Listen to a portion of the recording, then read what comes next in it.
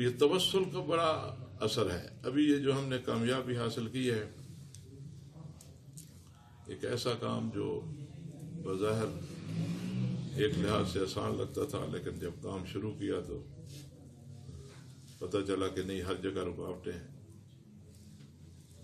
کہ آئین پاکستان نے ہمیں یہ حق دیا ہے کہ ہر مسلک کے لیے احوال شخصیہ میں ان کا اپنا قانون ہوگا، لیکن اس آئین کی روشنی میں قومی اسمبلی نے فقہ جعفری کے مطابق قانون نہیں بنایا، جس کی وجہ سے دو مسئلے ہمارے لیے بہت زیادہ پریشان کن تھے سب شیعوں کے لیے. ایک میراث، ایسی بیوہ جس کی اولاد نہیں ہے، شیعہ بیوہ، اس کو عدالتوں سے میراث نہیں ملتی تھی، پٹوار سے، اے سی سے، پھر اگلی عدالت، پھر اگلی عدالت، پھر جو پیسے والی ہوتی تھی تو وہ ہائی کورٹ میں چلی جاتی، جب سپریم کورٹ میں کہیں سے حق مل جاتا، کہیں سے نہ ملتا.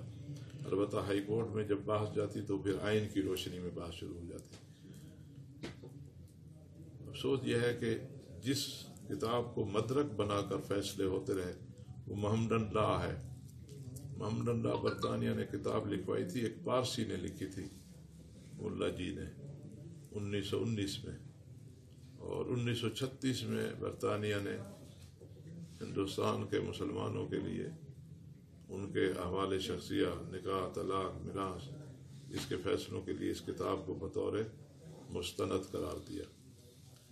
آج تک وہی کتاب عدالتوں میں بطور حوالے کے پیش ہوتی ہے. اسی کی روشنی میں یہ ہوا کہ شیعہ بیوہ کی میراث نہیں ہے، خاص کر جس کی اولاد نہیں ہے.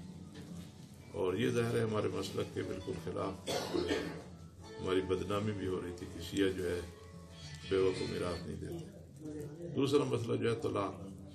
جب عدالتوں میں رجوع کرتے ہیں تو عدالتیں طلاق دے دیتی ہیں، شرعی طلاق ہوتی نہیں ہے، کیونکہ اس میں وہ تمام ضوابط جو ہیں. مسلم عائلی قوانین جو 1961 میں ایوب خان نے ایک آرڈیننس کے ذریعہ اس کو نافذ کیا تھا، جو آج تک رائج ہے، مسلم عائلی قوانین.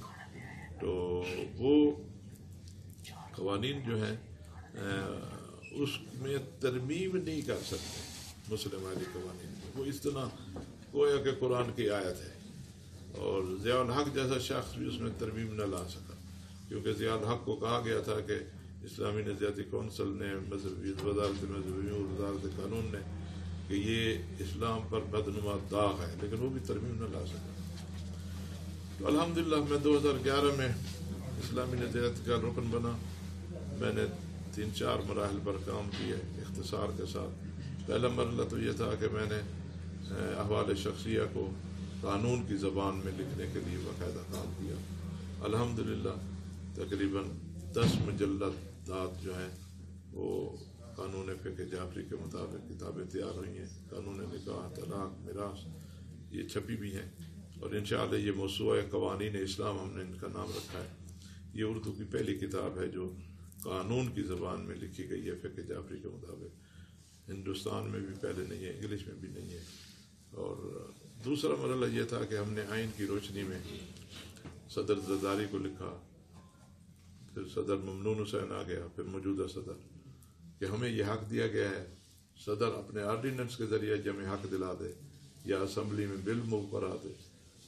ہر 4 حکومتیں گزری، یعنی گیلانی کی، اس کے بعد وہ ایک اور تھا اس کی، اور پھر نواز شریف کی، پھر خاقان عباسی کی، پھر ابو عمران خان کی. بہرحال ایک لمبی داستان ہے، اب اس کو میں تفصیل اس کی چھوڑ رہا ہوں. اتنی زیادہ ہم نے جد و جہد کی، خط و کتابت کی، کہ اب جب سارے خطوط اور جو مشتمل ہیں دلائل پر، اور باقاعدہ کہانے کیا گیا کہ ہمیں یہ حق ملنا چاہیے، تقریباً 1000 صفحہ بنتا ہے خالی ان خطوط کا. بالآخر یہ کوشش رنگ لاتی ہے، اور اسلامی نظریاتی کونسل کی طرف سے باقاعدہ سفارش جاتی ہے کہ فقہ جعفری کے مطابق سیکشن 4 جو مسلم عائلی قوانین کا میراث سے متعلق ہے، اور سیکشن 7 جو طلاق سے متعلق ہے، شیعہ کے لیے فقہ جعفری مطابق ترمیم ہو جائے۔ موجودہ حکومت میں یہ بل تیار ہوتا ہے اور اسے پھر اسلامی نظریاتی اپنا قومی اسمبلی میں پیش کیا جاتا ہے۔ 2019 میں قومی اسمبلی میں پیش کرنے کے بعد اس کو قائمہ کمیٹی کے سپرد کر دیا جاتا ہے۔ قائمہ کمیٹی کے 22 اراکین تھے، ریاض فتیانہ جو ہیں وہ چیئرمین تھے۔ اس کی کئی نشستیں ہوئیں، 2 گھنٹے میں نے ان کے سوالات کے جوابات دیے۔ بالآخر باقاعدہ ایک بل جو ہے انہوں نے پاس کر دیا، یعنی مئی 2020 کو قائمہ کمیٹی نے بل پاس کیا، لیکن اس بل پاس کرنے کے بعد فوری قومی اسمبلی میں جانا چاہیے تھا۔ پورا 1 سال لگ گیا، قومی اسمبلی میں نہیں بھیجا گیا۔ پھر اس کے لیے ہم نے جدوجہد کی، خط لکھا ہے وزیر اعظم کو، وزیر قانون کو، حقوق والوں کو، جسٹس صاحبان کو۔ پھر 1 سال پورا لگ گیا کہ الحمدللہ بالآخر یہ کوششیں ہماری پوری ہوئیں اور 10 جون 2021 کو قومی اسمبلی میں قائمہ کمیٹی کا پاس شدہ بل پیش ہوا اور قومی اسمبلی نے اسے پاس کر دیا۔ اب قومی اسمبلی سے بل پاس ہونے کے بعد یہ جاتا ہے سینٹ میں۔ طریقہ یہ ہے، اصولاً تو یہ چاہیے تھا، 2 قسم کے بل ہوتے ہیں، ایک سرکاری بل ہوتا ہے، ایک پرائیویٹ بل ہوتا ہے۔ یہ کیونکہ سرکاری بل تھا تو فوراً پاس ہونا چاہیے تھا، لیکن وہاں پھر شرارت کی گئی، اسے پھر قائمہ کمیٹی کے سپرد کر دیا گیا۔ یہ فقط ایک مثال آپ کو دے رہا ہوں کتنی مشکل سے ہم یہاں پہنچے ہیں۔ اب سینٹ میں چلا جا رہا ہے تو وہاں قائمہ کمیٹی کا چیئرمین برسٹر سید علی ظفر، ایس ایم ظفر کا بیٹا، وہ اس کا سربراہ۔ 27 جون کو فیصلہ ہوتا ہے قائمہ کمیٹی میں، 30 جون کو میں نے اس کے ساتھ میٹنگ کی، 2 گھنٹے میٹنگ کی، اس کو اپنی کتاب بھی دی اور بڑی سمجھایا۔ 2 گھنٹے اس نے کہا میں مطمئن ہوں، میری ماں بھی شیعہ ہے اور کوئی مسئلہ نہیں ہے، اور کل ایک اجلاس ہو رہا ہے 1 کو، جب اگلا اجلاس ہوگا تو ہم آپ کو بھی بلائیں گے اور اسلامی نظریاتی کونسل کے چیئرمین کو بھی بلائیں گے۔ لیکن ہوا کیا، 1 کو جو اجلاس ہوا، خود برسٹر صاحب جو ہیں، جو ہمیں ایسا وعدہ دیا 1 دن پہلے، وہ خطاب کرتے ہیں کہ میں 65 سال میں پہلی مرتبہ فرقہ وارانہ بل دیکھ رہا ہوں۔ ایک اور وکیل صاحب بولے کہ یہ تو پنڈورا باکس کھل جائے گا، ایک اور بولے یہ تو کٹا کھولا جا رہا ہے، ایک اور بولے یہ فرقے تو عثمانی خلافت کے بعد بنے، ایک اور بولا یہ تو شریعت کے خلاف ہے، ایک اور بولا کہ یہ تو ایک شخص ہے جو اس قسم کا بل دے رہا ہے۔ یعنی 13 میں سے کوئی اس وقت 10 وکلا موجود تھے، سب نے اس قسم کی باتیں کی اور میرے پاس ظاہر ہے فوراً، اور چینل ہمارے پاس ہے، فوراً ان کے رماس جو آ گئے۔ ایک دفعہ تو میں بالکل ہل گیا، 9 سال کی محنت، یہ حالت ہے، یہ کیا ہوگا؟ لیکن پھر اللہ رہنمائی خدا کی طرف سے ہوتی ہے اور توسل پہ اہل بیت۔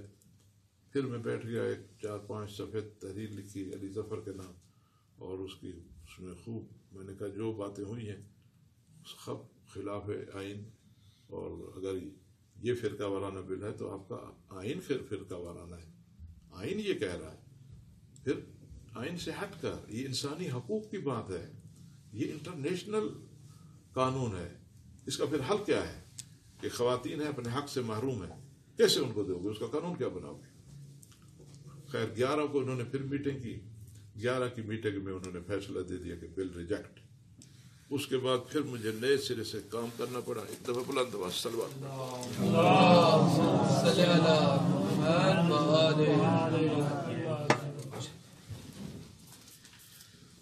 پھر میں سینٹ کے چیئرمین سے ملا، شیری رحمان پیپل پارٹی کی، اس سے ملا، پیپل پارٹی کے سیکرٹری جنرل سے ملا، خاکانہ، یعنی جتنے بھی ذمہ دار لوگ تھے، تحریریں بھی ساتھ ساتھ دیتا گیا، اور ان سب ممبران کو بھی لکھا، 13 کے ممبران کو بھی، اور باقاعدہ دلائل لکھے کہ تمہارا جو اقدام جو ہے غلط ہے۔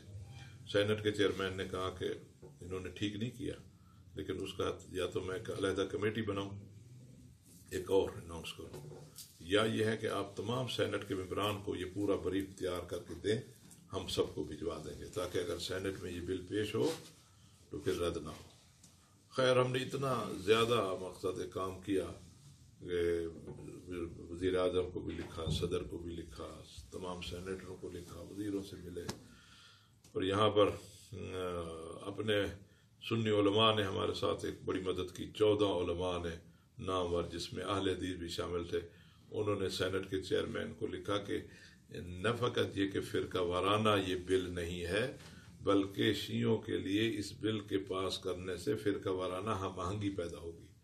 یہ ہماری بہت بڑی کامیابی تھی۔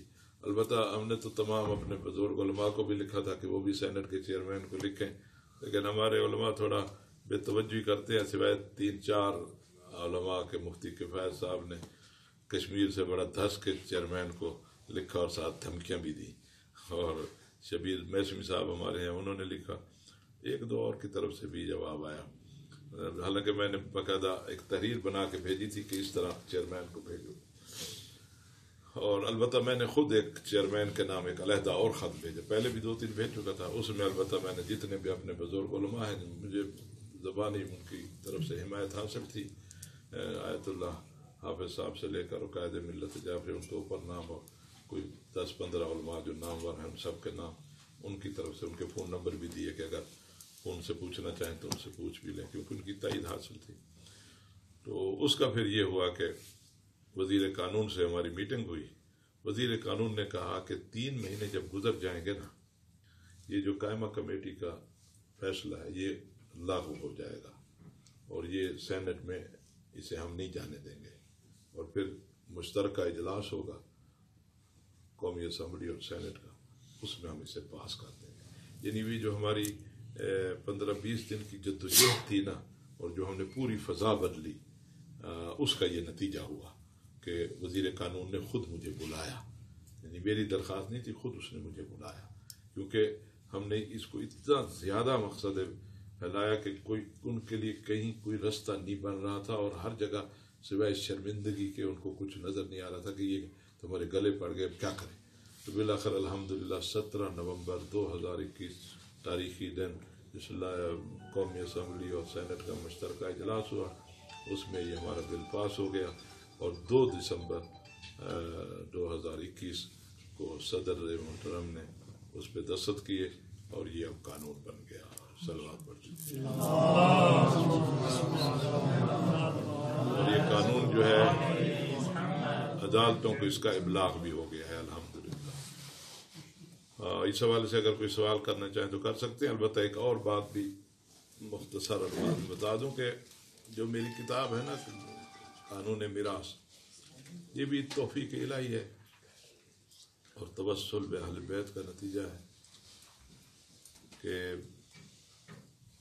اسلامی نظریاتی کونسل میں میری اس کتاب کو بعنوان کتاب نمونہ انتخاب کیا گیا، اور اس کے لیے باقاعدہ تقریب کا انعقاد ہوا، جس میں 200-250 دانشور علماء، زیادہ تر تو اہل سنت ہی تھے، شیعہ تو شاید کوئی عالم نہیں آیا ہوا تھا، ان کو دعوت ہی نہیں تھی، اسلامی یونیورسٹی کے اور دوسرے، اور ایک وزیر علی محمد جو تھے وہ آئے تھے۔ میری کتاب تھی، 2 اور کتابیں بھی تھیں، اس میں میں نے اپنی کتاب کی تلخیص بھی پیش کی۔ اسی کے ساتھ کیونکہ قانون میراث قانون کی زبان میں لکھی ہوئی حنفیوں کی بھی نہیں ہے، تو اسلامی نظریاتی کونسل میں بحث ہوئی کہ یہ سید افتخار جو لگا ہوا ہے، تو ہم کیوں نہ اسلامی نظریاتی کونسل کی طرف سے قانون میراث لکھیں، یعنی میراث کے سارے قوانین جو ہمارے مسائل ہیں نا اپنے فقہی انداز میں لکھے ہوئے، انہیں قانون کی زبان میں لکھے، جیسے سید افتخار نے کیا کہ ہمارا تو پورا بل تیار ہو کے پہنچا ہوا تھا نا، تو ظاہر اسلامی نظریاتی کونسل علم ہے، کتاب یہ جو ہے کتاب تو استدلالی ہے، لیکن میں نے پھر ایک علیحدہ کتاب لکھی اپنا اسلامی اپنا قانون مطابق فقہ جعفری، یہ میں نے جس میں نکاح، طلاق، میراث، وصیت یہ سارا دیا، اس میں فقط قوانین لکھے، تو قانون میراث اس میں سارا لکھا ہوا ہے، تو نکاح میں بھی لکھنا چاہیے۔ وہ پھر باقاعدہ ایک کمیٹی بنی، اس کمیٹی نے بیٹھ کر کام کیا، اس کی پھر باقاعدہ قانون میراث کتاب چھاپی گئی ہے، اسلامی نظرتی کونسل سے. اس کا حصہ اول فقہ حنفی ہے، حصہ دوم فقہ جعفری ہے. یہ پہلی دفعہ ہوا کہ اسلامی نظرتی کونسل نے ایک کتاب چھاپی جس کتاب کو فقہ حنفی اور فقہ جعفری دونوں کو رکھا گیا ہے. اور یہ قانون میراث جو ہے یہ اب باقاعدہ وزارت قانون کو بھیجا گیا ہے کہ وزارت قانون پورا قانون میراث جو ہے اس کو اسمبلی سے پاس کروائے.